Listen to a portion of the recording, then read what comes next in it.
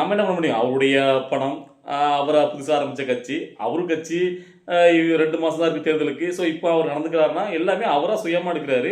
அவருக்கு எல்லாம் தெரிஞ்சு தான் பண்றாரு. அப்ப அதுல நம்ம என்ன சொல்ல வேண்டியிருக்கு? என்னமோ போங்க. அதாவது பார்த்தீங்கன்னா, ஒரு படத்துல ஞாபகம் ஒரு காமெடி சீனு. அதாவது கவுண்டமணி தூக்கத்துல எழுந்துச்சு, "நான் தலையிலா தான் குளிப்பேன்" அப்படின்னு சொல்லிட்டு தலைகீழா மொட்டை மாடிலருந்து குதிப்பாரு. அந்த மாரி அவராவே பார்த்தீங்கன்னா, விஜய் அவர்களே தான் தலையில தானே மண்ணள்ளி கொடுக்குற மாரி, அவருடைய மனைவி குடுத்த அந்த ரிப்போர்ட்ல நடிகை பேர குறிப்பிடாம இருந்தாங்க. இந்த நடிகை இதான். ஆமா, நான் இவ கூட தான் சேர்ந்து வாழப் போறேன் அப்படிங்கிறத வெட்ட வெளிச்சமா, என்ன ஃபாலோ பண்ற ரசிகர்கள், எனக்கு ஆதரவு குடுத்த ரசிகர்கள், நீங்க என்ன நினைக்கிறீங்க அதெல்லாம் முக்கியம் கிடையாது. நான் வந்துட்டு உச்சத்த விட்டு வந்தேன்னு சொன்னேன்ல, நான் உச்சத்த மட்டும் விட்டு வரல. என் பொண்டாட்டி, கட்டின பொண்டாட்டிய விட்டு வந்திருக்கேன். என் பிள்ளைங்க, வயசுக்கு வந்த 2 பிள்ளைங்களையும் விட்டு வந்திருக்கேன். என் பெத்த அம்மா அப்பயும் விட்டு வந்திருக்கேன். ஸோ, அப்படின்னு சொல்லிட்டு அவர் வெளிப்படையாவே எனக்கு எல்லாத்தையும் விட எனக்கு திரிஷா தான் முக்கியம். அப்படிங்கிற மாரி வெளிப்படையாவே காமிச்சிட்டாரு. அதுக்கப்புறம் வந்து பார்த்தீங்கன்னா, அதில பெருசா என்ன சொல்ல வேண்டியது